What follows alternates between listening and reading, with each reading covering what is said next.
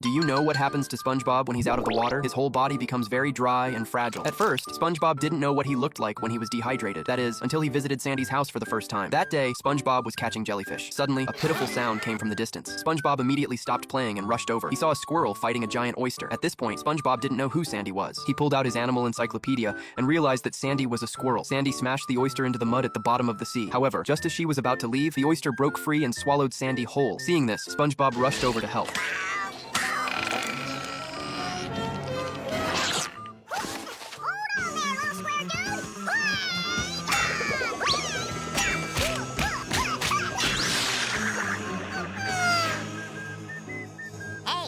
Karate too.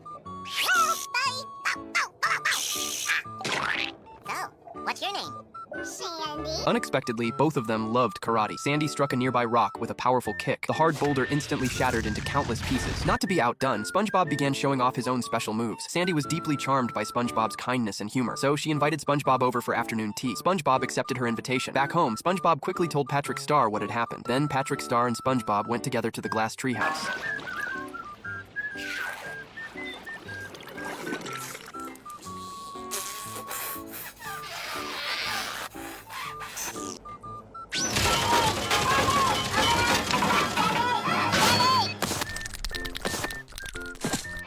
Something's gone terribly wrong. There's no water in. SpongeBob had no idea what air was, but to prove himself, he pretended to like it. He took a deep breath of air, and his face instantly turned pale. Sandy began showing SpongeBob around her home, but SpongeBob couldn't hear a thing. All he wanted now was to rehydrate quickly. Taking advantage of a moment when Sandy turned away, he jumped toward the pool, but there wasn't enough water in the pool. SpongeBob quickly becomes parched and weak. He hands the flower to Sandy. Sandy finally notices that something is wrong with SpongeBob, but SpongeBob stubbornly insists he's fine. Sandy doesn't think much of it. She turns to find a vase to arrange the flower. SpongeBob quickly gets up and runs away. Just as he reached the door, Patrick Star's words echoed in his mind. He absolutely couldn't back down. So, steeled with resolve, he returned to his seat. At that moment, Sandy walked over with a vase full of water. SpongeBob's attention was completely focused on the vase. He couldn't hear a word Sandy was saying to him. Then, Sandy stood up to get some cookies. I don't need it.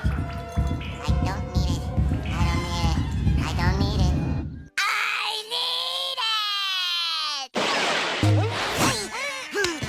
SpongeBob couldn't take it anymore. He grabbed the vase and drank all the water in one gulp. Then he stumbled toward the door, trying to leave. Seeing this, Patrick Star immediately rushed into the room to stop him.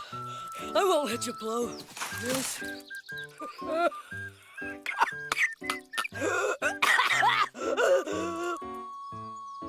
What kind of place is this? There's no water in here. I tried to tell you. We gotta get out of here. You're doing it wrong.